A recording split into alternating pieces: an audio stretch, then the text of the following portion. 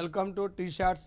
Indian ఎకానమీలో భాగంగా international trade, అంతర్జాతీయ వ్యాపారం అనే అంశాల గురించి మనం అధ్యయనం చేసినట్లయితే, అంతర్జాతీయ వ్యాపారం అంటే ఏంది, భారతదేశ ఎగుమతులు, భారతదేశ దిగుమతులు, భారతదేశ వస్తువుల ఎగుమతులు, భారతదేశ వస్తువుల దిగుమతులు, భారతదేశ సేవల ఎగుమతులు, భారతదేశ సేవల దిగుమతులు, ఐఎంఎఫ్, ఐబిఆర్డి, ఘాటు, డబ్ల్యూటీఓ అనే అంశాల గురించి ప్రధానంగా అంతర్జాతీయ వ్యాపారంలో మనం చర్చించవలసి ఉంటుంది. ముఖ్యంగా అంతర్జాతీయ వ్యాపారము, ఇంటర్నేషనల్ ట్రేడ్ అంటే ఒక దేశం మరొక దేశంతో చేసే వ్యాపారాన్ని అంతర్జాతీయ వ్యాపారం అంటాం. ఒక దేశం ప్రపంచంలో అనేక దేశాలతో చేసే వ్యాపారాన్ని అంతర్జాతీయ వ్యాపారం అంటాం. అంతర్జాతీయ వ్యాపారంలో ఎక్స్పోర్ట్స్ ఉంటాయి, ఇంపోర్ట్స్ ఉంటాయి, ఎగుమతులు దిగుమతులు ఉంటాయి. మరి ఎగుమతులు దిగుమతులు ఉంటాయని చెప్తున్నాం. వాస్తవానికి ఎగుమతులు దిగుమతులు లేని ఆర్థిక వ్యవస్థను ఏమంటారు అంటే క్లోజ్డ్ ఎకానమీ అంటారు. ఎగుమతులు దిగుమతులు లేని ఆర్థిక వ్యవస్థను క్లోజ్డ్ ఎకానమీ అంటారు. అంటే తెలుగులో మనకు క్లోజ్డ్ ఎకానమీని ఎలా అడుగుతారంటే, క్లోజ్డ్ ఎకానమీ అంటే బంధించబడిన ఆర్థిక వ్యవస్థ కాదు, మూతబడిన ఆర్థిక వ్యవస్థ కాదు. ఎకానమీ పరిభాషలో ఎగుమతులు దిగుమతులు లేని ఆర్థిక వ్యవస్థను నియమిత ఆర్థిక వ్యవస్థ, నివృత్తి ఆర్థిక వ్యవస్థ, సమృద్ధి ఆర్థిక వ్యవస్థ అంటారు. ఇవాళ ప్రపంచంలో ఎక్కడ కూడా క్లోజ్డ్ ఎకానమీ అనేది లేదు. అంటే ఎగుమతులు దిగుమతులు లేని ఆర్థిక వ్యవస్థను క్లోజ్డ్ ఎకానమీ అంటున్నామంటే 2020 కరోనా సమయంలో ప్రపంచ దేశాల మధ్య వ్యాపారం అనేది నిలిచిపోయింది కాబట్టి, అప్పుడు ప్రపంచ దేశాల్లో క్లోజ్డ్ ఎకానమీ అనేది ఉంది కాబట్టి, ఇప్పుడు ఎక్కడ కూడా ప్రజెంటు ఏ దేశం కూడా ఒక దేశం మీద ఆధారపడుతుంది, మరొక దేశం తనకు అవసరమైన వస్తువులను దిగుమతి చేసుకుంటుంది, తనకు మిగులున్న వస్తువులను ఎగుమతి చేస్తుంది. కాబట్టి ప్రతి దేశంతో వ్యాపారం చేస్తుంది. కాబట్టి ప్రజెంటు ప్రపంచంలో ఎక్కడ కూడా క్లోజ్డ్ ఎకానమీలు లేవు. మరి ఇప్పుడు జనరల్గా ప్రపంచంలో అభివృద్ధి చెందుతున్న దేశాలు, అభివృద్ధి చెందిన దేశాలు ఉంటాయి, అభివృద్ధి చెందని దేశాలు ఉంటాయి. మరి ఇండియా అనేది అభివృద్ధి చెందుతున్న దేశం అని చెప్తున్నాం. America, Japan, Germany, Britain, Denmark, Sweden, Switzerland, Finland, Ireland, Norway, Portugal లాంటి దేశాలను మనం డెవలప్డ్ కంట్రీస్ అంటున్నాం. డెవలప్డ్ కంట్రీస్ అంటున్నాం. ఈ డెవలప్డ్ కంట్రీస్ నుంచి మనం చూస్తే developed countries and developing countries ఇక్కడ రెండు ఉన్నాయి. అభివృద్ధి చెందుతున్న దేశాలు, అభివృద్ధి చెందిన దేశాలు. ఎగ్జాంపుల్, అభివృద్ధి చెందుతున్న దేశం అంటే చైనా కానీ, శ్రీలంక కానీ, ఇండియా కానీ, సౌత్ ఆఫ్రికా కానీ, బ్రెజిల్ కానీ, పాకిస్తాన్ కానీ, ఈ దేశాలను అభివృద్ధి చెందుతున్న దేశాలు అంటాం. అభివృద్ధి చెందుతున్న దేశాలు, అభివృద్ధి చెందిన దేశాల నుంచి యంత్రాలు, యంత్ర పరికరాలు, సాంకేతిక పరిజ్ఞానము, మెరుగైన యాజమాన్య పద్ధతులను దిగుమతి చేసుకుంటాయి. ఇలాంటి దిగుమతులను మనం ఏమంటామంటే డెవలప్మెంట్ ఇంపోర్ట్స్ అంటారు. డెవలప్మెంట్ ఇంపోర్ట్స్ అంటారు. అంటే అభివృద్ధి దిగుమతులు అనగా అని క్వశ్చన్ అడుగుతారు. అభివృద్ధి దిగుమతులు అనగా క్వశ్చన్ అడిగినప్పుడు యంత్రాలు, యంత్ర పరికరాలు ప్లస్ మెరుగైన యాజమాన్య పద్ధతులు మరియు సాంకేతిక పరిజ్ఞానం, ఈ మూడు కూడా అభివృద్ధికి తోడ్పడతాయి. కాబట్టి వీటిని డెవలప్మెంట్ ఇంపోర్ట్స్ అంటారు. ఈ డెవలప్మెంట్ ఇంపోర్ట్స్ అనేది ఈ అభివృద్ధి చెందుతున్న దేశాలు, అభివృద్ధి చెందిన దేశాల నుంచి దిగుమతి చేసుకుంటాయి. అంటే అభివృద్ధి చెందిన దేశాలు, చెందుతున్న దేశాల మధ్య కూడా అంతర్జాతీయ వ్యాపారం జరుగుతుంది. ఈ చెందిన దేశాలు కూడా చెందుతున్న దేశాల నుంచి కొన్ని రకాల వస్తువులు ఇంపోర్ట్ చేసుకుంటాయి. అంటే ఒక దేశానికి మరొక దేశంతో అంతర్జాతీయ వ్యాపారం అనేది జరుగుతుంది. అంటే ఈ రెండు దేశాల మధ్య అంతర్జాతీయ వ్యాపారం జరగటానికి కారణం ఏంది అంటే, ఒక దేశం మరొక దేశంతో ఎందుకు అంతర్జాతీయ వ్యాపారం చేస్తుందంటే, వాస్తవానికి అంతర్జాతీయ వ్యాపారం జరగటానికి 3 రీజన్స్ ఉంటాయి. ఆ 3 రీజన్స్ ఏంటి అనేది ఒకసారి పరిశీలించినట్లయితే, శీతోష్ణ స్థితిలోని తేడాల వల్ల రెండు దేశాల మధ్య అంతర్జాతీయ వ్యాపారం జరుగుతుంది. రెండు దేశాల మధ్య అంతర్జాతీయ వ్యాపారం ఎందుకు జరుగుతుందంటే నెంబర్ 1 శీతోష్ణ స్థితి, డిఫరెన్సెస్ బిట్వీన్ క్లైమేట్. అంటే ఏ దేశానికైనా అన్ని రకాల పంటలు పండవు, ఏ దేశానికైనా అన్ని రకాల పండ్లు పండవు, ఏ దేశంలోనైనా అన్ని రకాల పూలు పూయవు. కాబట్టి ఒక దేశంలో కొన్ని రకాల పంటలు పండుతాయి, కాబట్టి ఒక దేశంలో కొన్ని రకాల పంటలు పండవు. కాబట్టి ఈ పండిన పంటలను ఒక దేశానికి ఎగుమతి చేసి అక్కడి నుంచి పండిన పంటలను దిగుమతి చేసుకుంటుంది. ఇలా ప్రపంచంలో వాస్తవానికి సుగంధ ద్రవ్యాలు ఇండోనేషియా, ఇండియాలో ఎక్కువ పండుతాయి. కాబట్టి వీటిని ఎగుమతి చేస్తుంటుంది భారతదేశం. బాస్మతి బియ్యం కూడా భారతదేశంలో ఎక్కువ పండుతుంది కాబట్టి ఇది ఎగుమతి చేస్తుంది. పైనాపిల్ లాంటి పండ్లు మన దేశంలో పండవు కాబట్టి భారతదేశం అమెరికా లాంటి దేశాల నుంచి పైనాపిల్స్ని ఇంపోర్ట్ చేసుకుంటుంది. అంటే ఇక్కడ వాస్తవానికి రెండు దేశాల మధ్య ఎందుకు అంతర్జాతీయ వ్యాపారం జరుగుతుందంటే అన్ని దేశాలకు అన్ని రకాల క్లైమేట్ అనేది ఉండదు. ఆ క్లైమేట్లోని తేడాల వల్ల రెండు దేశాల మధ్య వ్యాపారం జరుగుతుంది. రెండవది ఉత్పత్తి వ్యయము, అంటే production cost, differences between production cost. ఉత్పత్తి వ్యయం అంటే అర్థం ఏంటంటే ఒక వస్తువును తయారు చేయటంలో తేడా ఉండటం. ఒక వస్తువును ఒక దేశం తక్కువ ధరకు తయారు చేయటం, ఒక వస్తువును ఒక దేశం ఎక్కువ ధరకు తయారు చేయటం, ఇలాంటి ఉత్పత్తి వ్యయంలో తేడా ఉంటుంది. ఎగ్జాంపుల్ మనం జనరల్గా పరిశీలించినట్లయితే ఇండియా అనేది కాటన్ వస్త్రాలను తక్కువ ధరకు తయారు చేస్తుంది. బంగ్లాదేశ్ అనేది జూటు వస్త్రాలను తక్కువ ధరకు తయారు చేస్తుంది. అప్పుడు మనం కాటన్ని బంగ్లాదేశ్కి ఎక్స్పోర్ట్ చేసి బంగ్లాదేశ్ నుంచి జూటును మనం ఇంపోర్ట్ చేసుకుంటే మనకు ఉత్పత్తి వ్యయం తగ్గుతుంది. ఎగ్జాంపుల్ ఇంకా మనం చూస్తే ల్యాప్టాప్లు కానీ కంప్యూటర్లు కానీ మనకు ఐఫోన్లు కానీ అమెరికా నుంచి ఇంపోర్ట్ చేసుకుంటే మనకు తక్కువ ధరకు లభ్యమవుతాయి, మన దేశంలో తయారు చేసుకుంటే ఎక్కువ ధరకు లభ్యమవుతాయి. కాబట్టి ఇక్కడ ఉత్పత్తి వ్యయములో రెండు దేశాల మధ్య తేడా ఉంటుంది. ఈ ఉత్పత్తి వ్యయములోని తేడాల వల్ల రెండు దేశాల మధ్య అంతర్జాతీయ వ్యాపారం జరుగుతుంది. అన్ని వస్తువులను తక్కువ ధరకే ఆ దేశం తయారు చేసుకోగలిగితే ఆ దేశం విదేశాలతో అంతర్జాతీయ వ్యాపారం చేయదు. అంటే వస్తువులను ఎగుమతి చేయొచ్చు కానీ వస్తువులను దిగుమతి చేసుకోకపోవచ్చు, అసలు ఎగుమతి దిగుమతులు కూడా ఉండకపోవచ్చు. ఈ రెండు దేశాల మధ్య దీంట్లో తేడా ఉంటుంది కాబట్టి అంతర్జాతీయ వ్యాపారం జరుగుతుంది. మూడవది ఉత్పత్తి కారకాల లభ్యతలో తేడా. లభ్యత, availability of factor of productions.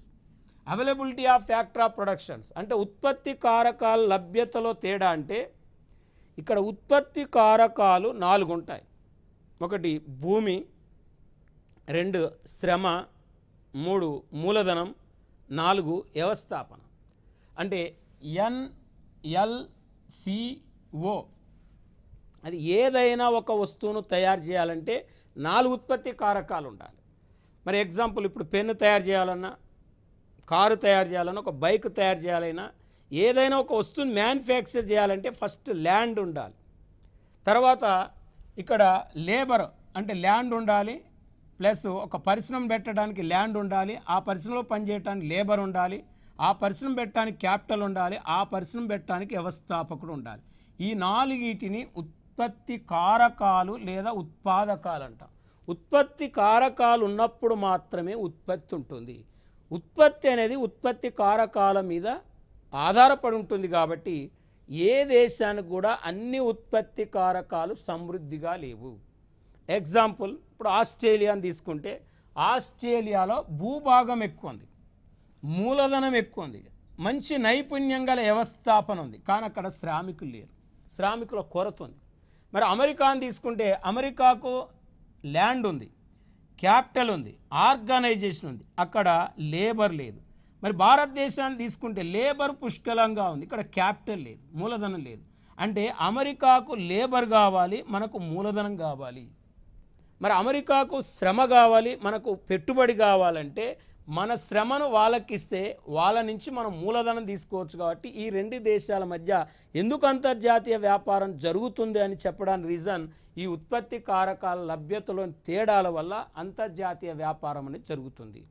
మరి ఇప్పుడు వాస్తవానికి స్వాతంత్రానికి పూర్వం భారతదేశానికి విదేశ వ్యాపారంలో మిగులుంది. మరి స్వాతంత్రానికి పూర్వం భారతదేశానికి విదేశ వ్యాపారంలో మిగులుంది. స్వాతంత్రం వచ్చిన దగ్గర నుంచి నేటి వరకు భారతదేశం విదేశ వ్యాపారంలో లోటు ఎదుర్కొంటుంది. మరి లోటు ఎదుర్కొంటుంది అంటే విదేశ వ్యాపారంలో మిగులు, విదేశ వ్యాపారంలో లోటు, విదేశ వ్యాపారంలో సంతులనం అనే పాయింట్లను మనం తీసుకుంటే మనం విదేశ వ్యాపారం గురించి ప్రధానంగా మనం అధ్యయనం చేస్తే విదేశ వ్యాపారంలో ఇంటర్నేషనల్ ట్రేడ్లో ప్రధానంగా మనకు రెండు కాన్సెప్ట్లు మనకు కనపడుతుంటాయి. ఆ రెండు కాన్సెప్ట్లు ఏంటి అంటే ఒకటి వ్యాపార శేషం, రెండోది చెల్లింపుల శేషం. చెల్లింపుల శేషం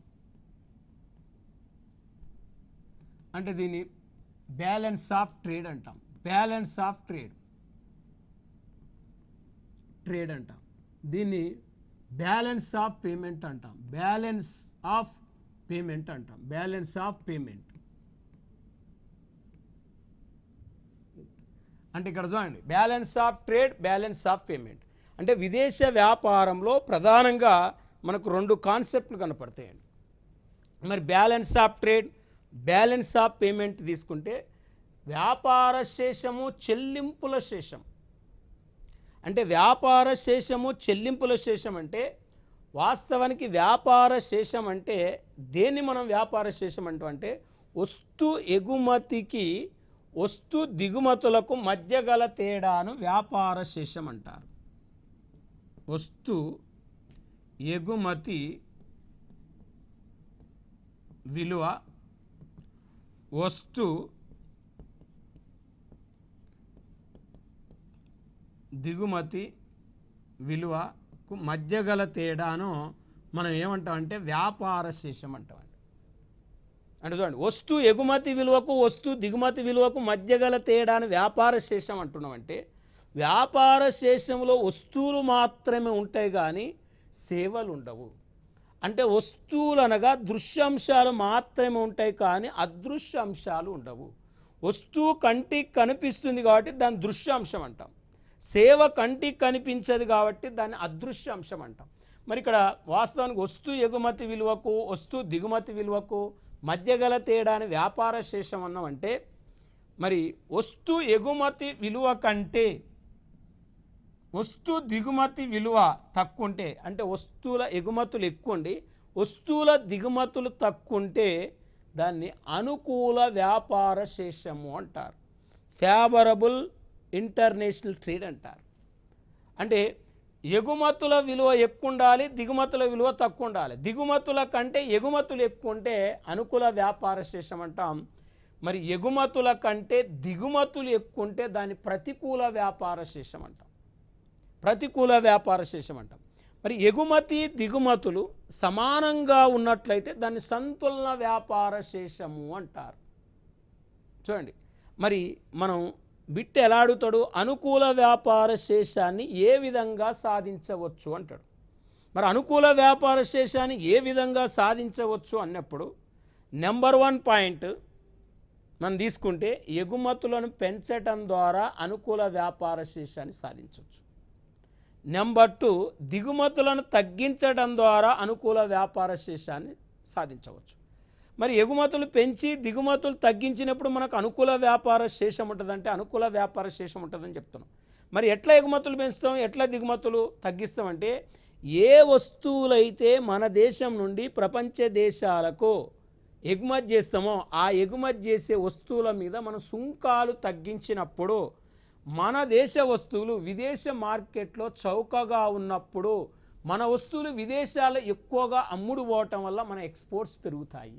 ఎగుమతి చేసే వస్తువుల మీద సుంకాలు తగ్గించడం ద్వారా, దిగుమతి వస్తువులు ఏ వస్తువులు అయితే మనం దిగుమతి చేసుకుంటామో ఆ దిగుమతి చేసుకునే వస్తువులకు మనం ఆల్టర్నేటివ్ వస్తువులను తయారు చేసుకోవాలి. ఆల్టర్నేట్ అంటే ప్రత్యామ్నాయ వస్తువులను తయారు చేసుకుంటే దిగుమతులు తగ్గి ఎగుమతులు పెరిగి మనకు అనుకూల వ్యాపార శేషం అనేది సాధించబడుతుంది. మరి ఇప్పుడు జనరల్గా చెల్లింపుల శేషం అంటే వాస్తవానికి చెల్లింపుల శేషం అంటే వస్తు సేవల ఎగుమతి విలువకు వస్తు సేవల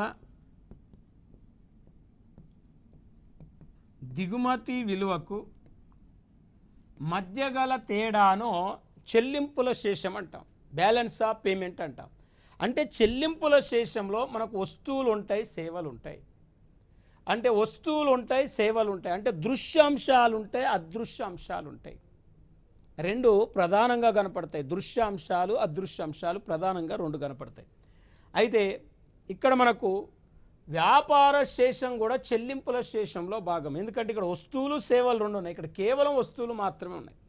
కాబట్టి ఎగ్జాంపుల్ రవాణా సేవలు, పర్యాటక సేవలు, ప్రయాణ సేవలు, సాఫ్ట్వేర్ సేవలు, హార్డ్వేర్ సేవలు, వ్యాపార సేవలు, బ్యాంకింగ్ సేవలు, ఇన్సూరెన్స్ సేవలు ఇవన్నీ కూడా సర్వీసెస్ కిందకి వస్తాయి. మరి ఇలాంటి సేవలన్నీ మనకు చెల్లింపుల శేషంలో ఉంటాయి. మరి ఇప్పుడు జనరల్గా మనం తీసుకుంటే వస్తు సేవల ఎగుమతి విలువ కంటే వస్తు సేవల దిగుమతి విలువ తక్కువంటే, అంటే వస్తు సేవల ఎగుమతి విలువ ఎక్కువండి వస్తు సేవల దిగుమతి విలువ తక్కువంటే దాన్ని మనం ఏమంటామంటే విదేశ వ్యాపార చెల్లింపుల శేషంలో మిగులు అంటాం. విదేశ వ్యాపార చెల్లింపుల శేషంలో మిగులు అంటాం. వస్తు సేవల ఎగుమతి విలువ తక్కువండి వస్తు సేవల దిగుమతి విలువ ఎక్కువంటే దాన్ని విదేశ వ్యాపార చెల్లింపుల శేషంలో లోటు అంటాం. మనం ప్రధానంగా ప్రస్తావించింది ఏంటంటే విదేశ వ్యాపార చెల్లింపుల శేషంలో లోటు అనే దాని మీద మనం ప్రధానంగా ఫోకస్ చేసినాం. అంటే విదేశ వ్యాపార చెల్లింపుల శేషంలో లోటు అంటే ఏంది అనేది మళ్ళొక్కసారి మనం పరిగణలోకి తీసుకుంటే వస్తు సేవల ఎగుమతి విలువ కంటే వస్తు సేవల దిగుమతి విలువ ఎక్కువ ఉంటే దాన్ని విదేశ వ్యాపార చెల్లింపుల శేషంలో లోటు అంటాం. మనకు స్వాతంత్రానికి పూర్వం విదేశ వ్యాపార చెల్లింపుల శేషంలో మిగులుందన్నాం. స్వాతంత్రం వచ్చిన దగ్గర నుంచి నేటి వరకు కూడా మనకు విదేశ వ్యాపార చెల్లింపుల శేషంలో ప్రధానంగా ఏం కనపడుతుందంటే లోటు కనపడుతుంది. లోటు ఎందుకు కనపడుతుంది అంటే దానికి అనేక రీజన్స్ ఉంటాయి, అనేక కారణాలు ఉంటాయి. మరి ఇప్పుడు మనం జనరల్గా ఒక్కసారి చూస్తే భారతదేశ ఎగుమతులు, ఇండియన్ ఎక్స్పోర్ట్స్ భారతదేశ ఎగుమతులు అంటే భారతదేశం 190 దేశాలకు 7,500 రకాల వస్తువులను ఎగుమతి చేస్తుంది. చూడండి, భారతదేశం మొత్తం ఎగుమతి చేసే వస్తువులు 7,500 రకాలు. ఎన్ని దేశాలకు అంటే 190 దేశాలకు. అంటే మనం 7,500 రకాల వస్తువుల గురించి ప్రస్తావించలేం. కాబట్టి భారతదేశ ఎగుమతులను స్థూలంగా 5 రకాలుగా వర్గీకరించడం. స్థూలంగా 5 రకాలుగా ఏం వర్గీకరించడం అంటే ఒకటి వ్యవసాయ వస్తువులు. వ్యవసాయ వస్తువులు అంటే ఏమొస్తాయి అంటే ఇక్కడ సుగంధ ద్రవ్యాలు, బాస్మతి బియ్యము, పండ్లు, కూరగాయలు, రొయ్యలు, పీతలు, ఇవన్నీ కూడా నూనె గింజలు, ఇవన్నీ కూడా. మరి ఇప్పుడు పండ్లు, కూరగాయలు, సుగంధ ద్రవ్యాలు, బాస్మతి బియ్యము, నూనె గింజలు, రొయ్యలు, పీతలు ఇవన్నీ కూడా వ్యవసాయ వస్తువుల కిందికి వస్తాయి. నెంబర్ 2 ముడి ఖనిజాలు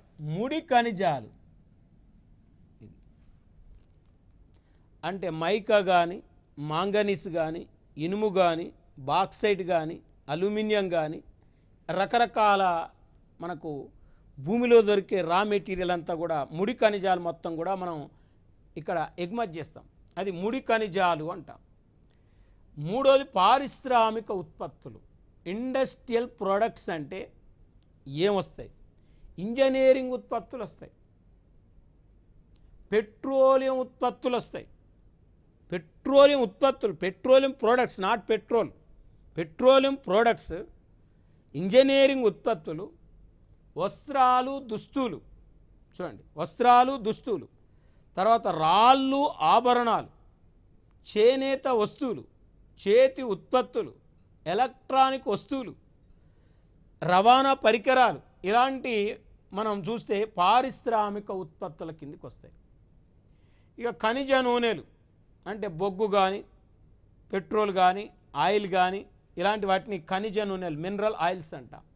వర్గీకరించని వస్తువులు అంటే మొదటి జాబితాలో, రెండో జాబితాలో, మూడో జాబితాలో, నాలుగో జాబితాలో చేరని అన్నీ కూడా ఐదో జాబితా కిందికి వస్తాయండి. ఇలా భారతదేశ ఎగుమతులను మనం స్థూలంగా 7,500 రకాల వస్తువులను స్థూలంగా మనం 5 రకాలుగా వర్గీకరించినాం.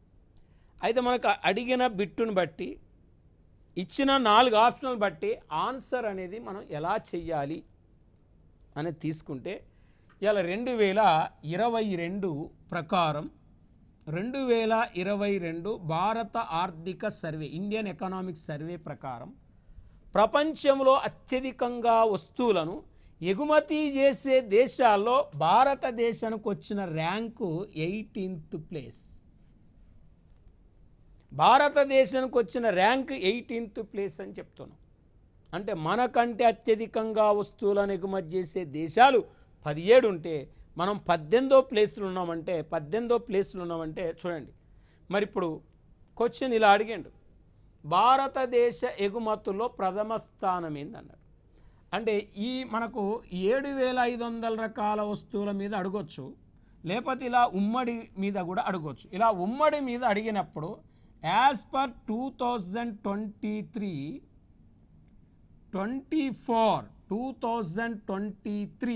అండ్ 24 ఇన్ఫర్మేషన్ ప్రకారం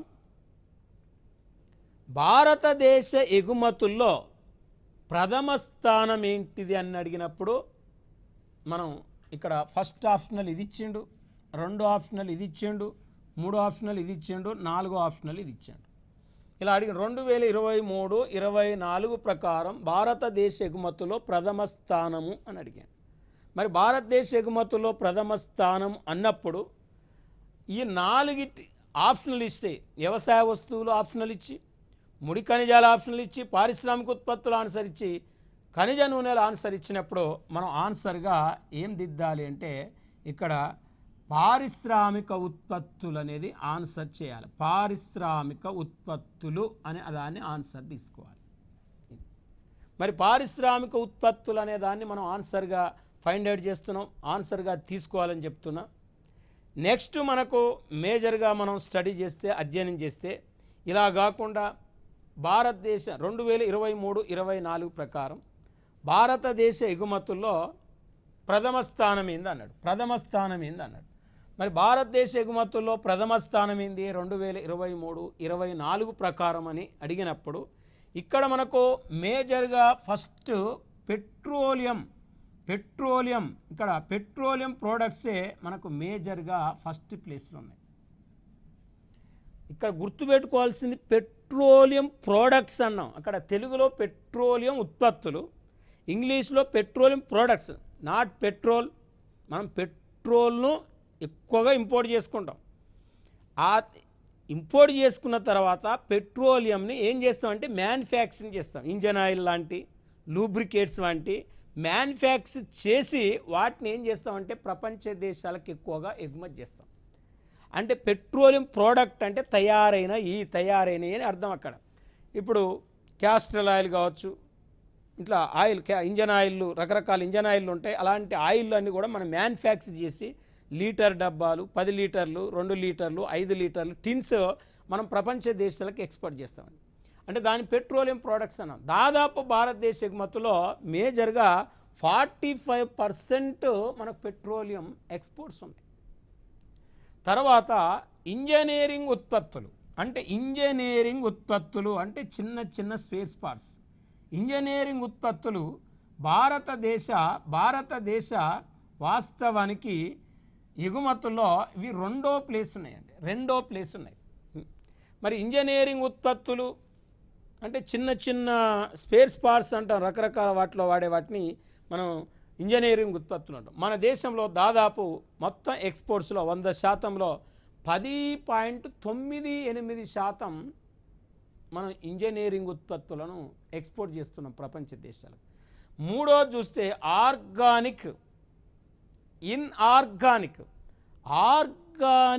ఇన్ఆర్గానిక్ చూడండి, ఇవి మూడో ప్లేస్లో ఉన్నాయి. మనకు అడిగేది 1, 2, 3 అనేది మనకు ప్రధానంగా అడుగుతారండి. 1, 2, 3 ప్రధానంగా అడుగుతారు. అడిగినప్పుడు వీటి గురించి మనం ఆన్సర్ చేయాలి. కాబట్టి ఇక్కడ ఫస్ట్, సెకండ్, థర్డ్ ఆల్రెడీ మనకు తెలుసు. కాబట్టి పెట్రోలియం ఉత్పత్తులు, ఇంజనీరింగ్ ఉత్పత్తులు, ఆర్గానిక్, ఇనార్గానిక్ ఉత్పత్తులు భారతదేశం మొత్తం ఎగుమతిలో 10.62% ఎక్స్పోర్ట్స్ మనం ఇనార్గానిక్ ఉత్పత్తులు ఎక్స్పోర్ట్ చేస్తున్నాం కాబట్టి, ఇనార్గానిక్ ఉత్పత్తులు ఎక్స్పోర్ట్ చేస్తున్నాం కాబట్టి 1, 2, 3 అనే దాన్ని మనం ప్రధానంగా గుర్తుపెట్టుకోవాలి. ప్రధానంగా ఇక్కడ మరి భారతదేశం 190 దేశాలకు 7,500 రకాల వస్తువులను ఎగుమతి చేస్తుంది. కాబట్టి ఈ 190 దేశాల గురించి మనం చదవలేం. కాబట్టి మనకు అడిగేది ఏంటంటే భారతదేశ ఎగుమతి భాగస్వామ్య దేశాలను గుర్తించుము వరుస క్రమంలో అంటాడు. భారతదేశ ఎగుమతి భాగస్వామ్య దేశాలను వరుస క్రమంలో గుర్తించమంటాడు.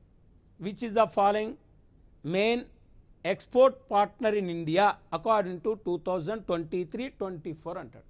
అన్నప్పుడు మనం అక్కడ భారతదేశ ప్రధాన ఎగుమతి భాగస్వామ్య దేశాలేంటి అంటే భారతదేశ ఎగుమతి భాగస్వామ్య దేశాలు 23, 24 డేటాను మనం తీసుకుంటే ఈ 23, 24 డేటా ప్రకారం భారతదేశం మొత్తం ఎక్స్పోర్ట్స్లో, భారతదేశం మొత్తం ఎగుమతులో 100% 190 దేశాలకు 100% వస్తువులు ఎక్స్పోర్ట్ చేస్తే 100% ఎక్స్పోర్ట్ చేస్తే ఒక్క యుఎస్ఏకే, యునైటెడ్ స్టేట్స్ ఆఫ్ అమెరికాకే 17.45% వస్తువులను మనం ఎక్స్పోర్ట్ చేస్తున్నామండి.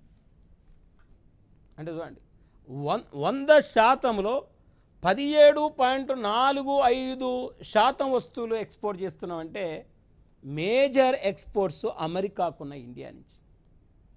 దాని తర్వాత రెండో మెయిన్ పార్ట్నర్ ఎవరంటే ఇండియాకు యుఏఈ. అంటే యుఏఈ ఇక్కడ యునైటెడ్ అరబ్ ఎమిరేట్స్. ఈ యునైటెడ్ అరబ్ ఎమిరేట్స్ని తీసుకుంటే ఇది మనకు ఇండియన్ ఎక్స్పోర్ట్స్లో ఇక్కడికి సెకండ్ ప్లేస్, ఇక్కడికి ఎక్కువ పోతున్నాయి. అంటే యునైటెడ్ అరబ్ ఎమిరేట్స్ అంటే దాదాపు మనకు 7 దేశాలతో కూడుకున్నదే యునైటెడ్ అరబ్ ఎమిరేట్స్ అంటే. మరి 7 దేశాలతో కూడుకున్నదే యునైటెడ్ అరబ్ ఎమిరేట్స్ అంటే అలా ఖతర్ ఉంది, ఒమాన్ ఉంది, దుబాయ్ ఉంది, కువైట్ ఉంది, మరి ఇలాంటి అబుదాబి ఇలాంటి దేశాలు ఉన్నాయి. కాబట్టి ఆ 7 దేశాల కూటమినే యునైటెడ్ అరబ్ ఎమిరేట్స్ అంటున్నాం. దాదాపు మన దేశ ఎక్స్పోర్ట్స్లో, మన దేశ ఎగుమతుల్లో 7.03% మనకు ఇక్కడికి ఎక్స్పోర్ట్ అవుతున్నాయి. తర్వాత రీసెంట్గా మనకు నెదర్లాండ్ మనకు 4.53%. భారతదేశం మొత్తం ఎగుమతుల్లో దాదాపు మనకు 4.53% నెదర్లాండ్ దేశానికి మనం ఎక్స్పోర్ట్ చేస్తున్నామంటే ఇక్కడ మనం అర్థం చేసుకోండి, ఇది థర్డ్ ప్లేస్. తర్వాత ఇప్పుడు మనకు చైనా మనకు 4th ప్లేస్లో ఉంది. ఇక్కడ భారతదేశం మొత్తం ఎగుమతిలో 3.35% ఎక్స్పోర్ట్స్ మనకు చైనా పోతున్నాయి. ఇప్పుడు మనకు ఆల్రెడీ అడుగుతాడు అడిగినప్పుడు ఏం చేయాలి? భారతదేశ ఎగుమతి భాగస్వామ్య దేశాలను వరుస క్రమంలో గుర్తించమంటాడు. అక్కడ మనకు ఒక మ్యాప్ అనేది మనం తెలిస్తే ఏమని యుఎస్ఏ, యుఏఈ, నెదర్లాండ్ ఈ 3 తెలిస్తే వాడు వరుస క్రమం ఇస్తాడు. కాబట్టి మనం ఆన్సర్ అనేది చేయటానికి అవకాశం ఉంటుంది. ఆడ వరుస క్రమం ఇచ్చినప్పుడు ఆన్సర్ చేయడానికి అవకాశం ఉంటుంది. అందుకే ఇక్కడ మేజర్గా 190 దేశాల్లో మనకు మేజర్ యుఎస్ఏ, యుఏఈ, నెదర్లాండ్ అనే దాన్ని ప్రధానంగా మనం ఆన్సర్ అనేది తీసుకోవాలి. అంటే ఇది ఓన్లీ భారతదేశం యొక్క ఏంటి అంటే ఇక్కడ ఎగుమతి భాగస్వామ్య దేశాలు. అంటే ఇప్పుడు మనం నేర్చుకున్నది ఏంటి? భారతదేశ ఎగుమతులు ఎన్ని రకాలు, భారతదేశ ఎగుమతుల్లో 1, 2, 3 ప్లేసులు ఏమున్నాయి, తర్వాత భారతదేశ ఎగుమతి భాగస్వామ్య దేశాల గురించి మనం నేర్చుకున్నాం. అంటే ఇప్పుడు మనం ఇండియన్ ఎక్స్పోర్ట్స్ గురించి మనం కంప్లీట్గా నేర్చుకున్నాం. కాబట్టి మరి నెక్స్ట్ స్టెప్లో మనం నెక్స్ట్ క్లాస్లో పార్ట్ 2లో మనం ప్రధానంగా నేర్చుకోవాల్సింది ఏంటంటే భారతదేశ దిగుమతులు ఎన్ని రకాలు, మరి భారతదేశ దిగుమతులో ప్రథమ స్థానం ఏంటిది, భారతదేశ దిగుమతి భాగస్వామ్య దేశాలేంటి, మరియు అంతర్జాతీయ వ్యాపారంలో భారతదేశానికి వ్యాపారంలో మిగులున్న దేశాలేంటి, భారతదేశానికి విదేశ వ్యాపారంలో లోటున్న దేశాలు అనేది ఏంటిదనేది పార్ట్ 2 అంతర్జాతీయ వ్యాపారంలో మనం వాటి గురించి నేర్చుకోవాల్సి ఉంటుంది. మరో క్లాసులో మళ్ళీ మనం కలుసుకుందాం. పార్ట్ 2లో మనం అంతర్జాతీయ వ్యాపారానికి సంబంధించిన అంశాలను మరో క్లాసులో కలుసుకొని నేర్చుకుందాం. Thank you.